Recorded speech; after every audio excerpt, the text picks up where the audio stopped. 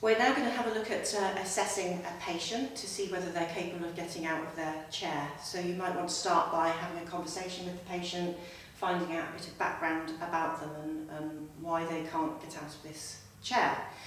It might be that their walking aid isn't to hand, or their assistant is not to hand, or they might be becoming very unwell. So one thing that you can do to just test their ability to get out of the chair is to test their lower limb and upper limb strength, in order that those are the muscles and joints that they need to use to be able to stand up. So if I come in from the side and place one hand just above the knee, can you lift your knee up to touch my hand? And can you lift your foot up to touch my hand? Very good. And can you press my hand down with your hand?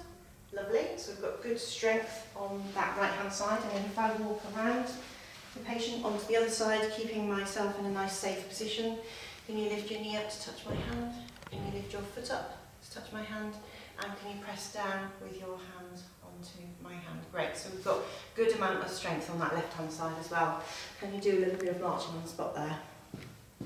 Lovely. We're now going to look at assisting a patient to go from sitting in the chair to standing up. One of the things that really helps with a patient going from sitting to standing is just coming forwards towards the edge of the chair. And if the patient is not able to do that, then we've got a few techniques that we can have a little look at now. So the first technique is really simple.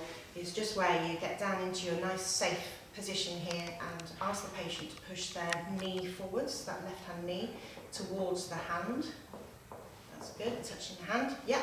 And then you might need to give them a little bit of assistance just to sit upright in the chair.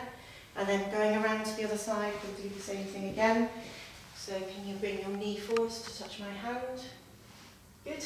And then just check they're in a good position, and you can do that as many times as you need to, going from one side to the other. If a patient is unable to do that, then they haven't quite got the coordination to do that, then if I can get you to sit back in the chair, then there's another couple of techniques you can use.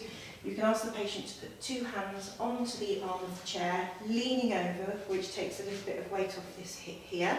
And then I'm going to come around here onto one knee, asking consent to touch the patient. One hand on the hip, one hand on the knee, and I just bring my body weight back to just bring that hip forwards on the chair. I can then do the same on the other side, so can you touch the arm of the chair on the other side, leaning off that hip again, and I come in from the other side on one knee and just bring them forwards to the edge of the chair, nice and gently, and then just get them to sit up straight. Very good. The third technique that you can use to help somebody get forwards in the chair is similar to the last one, so two hands on the arm of the chair, leaning over a little bit to the side, and this time I'm staying in my upright position. I might not be able to get down to a knee, so I'm in my upright position.